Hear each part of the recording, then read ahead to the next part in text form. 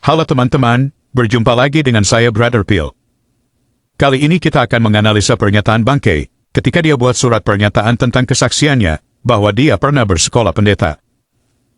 Gantinya dia menunjukkan bukti bahwa dia pernah sekolah, malah dia buat surat pernyataan. Menurut saya hal ini sangat aneh.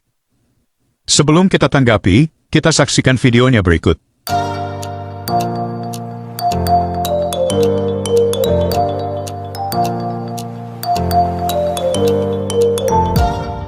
Jadi masalah tentang ijazah, saya kayak nama, tentang saya pernah sekolah di Israel, itu terus akan diungkit. Yang pertama, saya tulis ya, pada tanggal nomor 1, 18 April 2018. Sekali lagi, ini 18 April 2018. Saya, Agustinus Christopher Kainama, ini tolong di-capture, tolong direkam.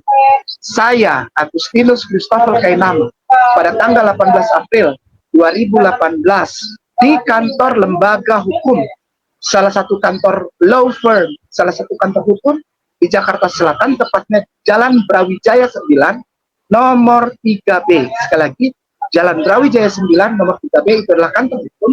Saya, Kainama, Agustinus Christopher Kainama, telah membuat surat yang saya tulis tangan di atas kertas seperti ini, kertas folio, lalu ada meterai Rp6.000 dan saya tanda tangan, di mana saya menyatakan bahwa saya tidak akan pernah lagi mengucapkan latar belakang saya sekolah dan latar belakang saya ketika saya masih setia.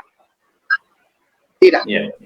Kita berhenti sejenak, di mana dalam video tadi dia mengatakan bahwa dalam surat itu dia menyatakan bahwa dia tidak akan pernah lagi mengucapkan latar belakang dia pernah sekolah.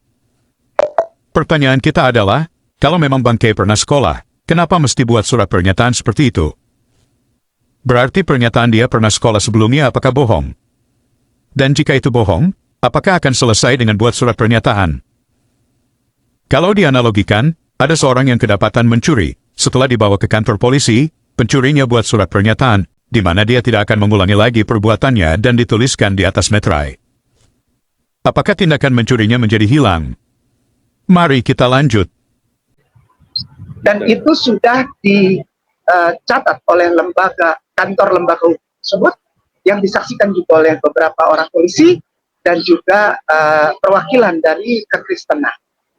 Barusan dia katakan bahwa saat pembuatan pernyataan tersebut disaksikan oleh polisi dan perwakilan dari kekristenan.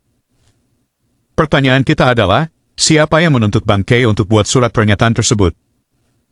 Harusnya Bangkei membuktikan pada STT Jakarta bahwa dia adalah alumni sekolah tersebut. Lagian, ngapain perwakilan orang Kristen di sana? Dan siapa mereka? Dan apa kapasitas mereka? Kita lanjut. Yang disaksikan juga oleh beberapa orang polisi dan juga perwakilan dari kekristenan. Bersama jemaah di SKPI. Sekali lagi, bersama jemaah SKPI, Syarikat Kebangkitan Pemuda Indonesia. Yang dimana pengurusnya adalah semuanya adalah lawyer-lawyer muda yang bukan hanya di Indonesia, tapi lawyer berstandar internasional. Mereka menyatakan jika Kainama menjadikan latar belakang sebelum Islam untuk mencari popularitas, uang, apalagi menipu umat Islam, maka surat tersebut dipakai untuk menjadikan Kainama sebagai tersangka. Karena itu adalah penipuan atau dusta atau kebohongan publik. Lalu saya bilang, baik, mulai tanggal 18 April tahun 2018, saya hanyalah seorang mu'allaf dari Gereja Protestan Indonesia bagian Barat. Titik. Teman-teman dengar pernyataan para lawyer barusan, jika Kainama menggunakan latar belakang sebelum Islam untuk mencari popularitas, uang apalagi menipu umat Islam, maka surat itu akan jadi dasar Kainama jadi tersangka. Kita bedah satu persatu. Pertama, jika Bangkei menjadikan latar belakangnya untuk cari popularitas. Pertanyaan kita adalah, apa ukurannya kita mengetahui kalau Bangkei mencari popularitas? Apakah para lawyer bisa mengukur motif Bangkei? Apakah kalau Bangkei ceritakan lagi nanti bahwa dia pernah sekolah, tapi bukan untuk popularitas, apakah boleh? Kedua, mencari uang. Apakah mereka bisa audit penghasilan dari Bangkei, apakah bangkai melaporkan harta kekayaannya dari mana saja, sehingga mereka bisa menetapkan bahwa bangkai sudah menggunakan latar belakang sekolah pendetanya demi uang. Ketiga, hal ketiga ini justru yang menarik menurut saya. Katanya, bangkai akan dituntut jika bangkai gunakan latar belakang pernah sekolah pendeta untuk menipu umat Islam. Pertanyaan kita adalah, bagaimana kalau dia gunakan untuk menipu umat lain, selain umat Islam? Apakah boleh? Jadi mulai dari tanggal dibuatnya surat pernyataan itu, bangkai tidak akan menggunakan latar belakang pendidikannya dalam berdakwa. Kita lanjut. Percuma antum ulang-ulang tentang ijazah. Saudaraku yang punya channel itu, antum percuma, Anda percuma ulang-ulang tentang ijazah serta sekolah saya. Karena saya berterus terang kepada jemaah muslim bahwa saya tidak pernah belajar. Masalah saudaraku muslim menerima atau tidak, saya kembalikan kepada pemirsa.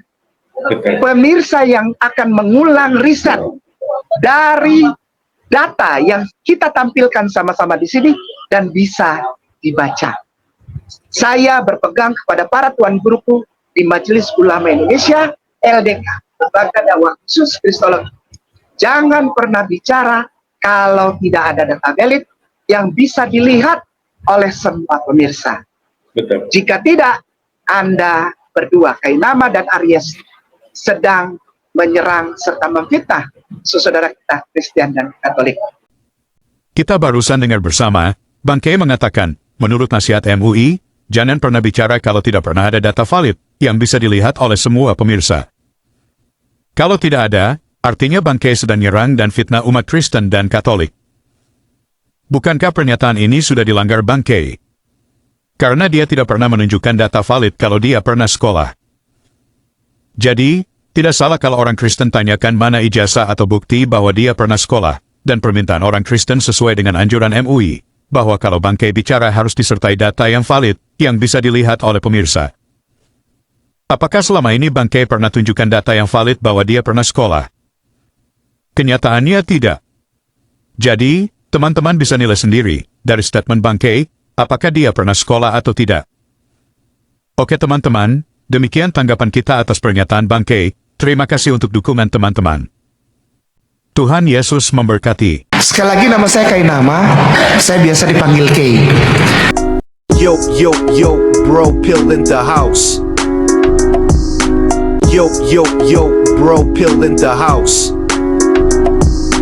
Sekali lagi nama saya kenama saya biasa dipanggil K. Saya adalah mantan pendeta, saya lulusan STT Jakarta. Saya juga pernah sekolah S2 di Belanda. Tidak hanya itu, saya lanjutkan sekolah PhD di Israel. Tapi the same you are bohong. Dia adalah seorang pendeta sebelumnya yang menjadi mu'alaf dengan nama pendeta yaitu Agustinus Christoffel Kainama. Ya. Kemudian ketika beliau berganti agama menjadi Islam, menjadi seorang mu'alaf, beliau mengganti namanya menjadi Ahmad Kainama. Beliau adalah seorang pendeta yang berpendidikan tinggi, yang bersekolah di S1 di Sekolah Tinggi Teologi Jakarta. Kemudian beliau melanjutkan S2-nya di Leiden University, Belanda. Kemudian tak sampai di situ, beliau terus meneruskan pendidikannya di S3 di Tanakh Biblical Studies, Haifa, Israel, dengan mengambil bidang minat Holy Scriptical Biblical. Sekali lagi nama saya kenama saya biasa dipanggil K. Saya adalah mantan pendeta, saya lulusan STT Jakarta. Saya juga pernah sekolah S2 di Belanda. Tidak hanya itu, saya lanjutkan sekolah PhD di Israel. Tapi the same you are bohong. Tapi the same you are bohong. Ha ha ha. Aku bukan mantan pendeta, tidak pernah sekolah keluar, aku tidak pernah sekolah teologi, tidak pernah tahu apa-apa.